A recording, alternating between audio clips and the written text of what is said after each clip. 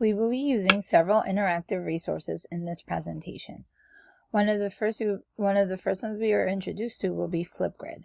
Once you click on this link or scan the QR code, you will be directed to our Flipgrid account. The first page you will see will be our Flipgrid page.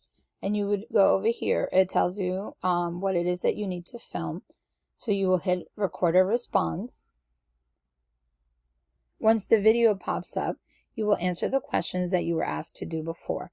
Once you're ready to record, you hit the record button here.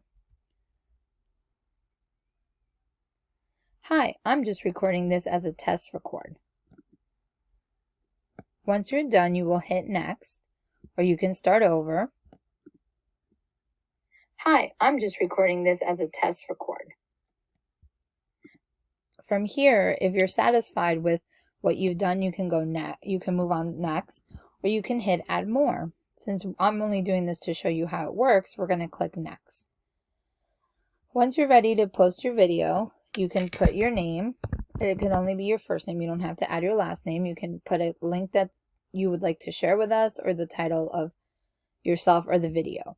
You can select a frame to show as a default here. You can take a selfie, or you can upload your very own photo.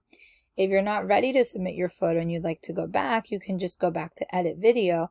But if you're ready to submit, you can submit your video here. I won't be submitting this video since I've already submitted my response. So I will be deleting this one, but I will show you my response. Here's my response. Once you submit your response, it will show up here next to them. Since you'll also be commenting on a friend's video, or a fellow coworker's video, you will click on their video. You would listen to their whole video, and once the video has played out, you can add your comment here.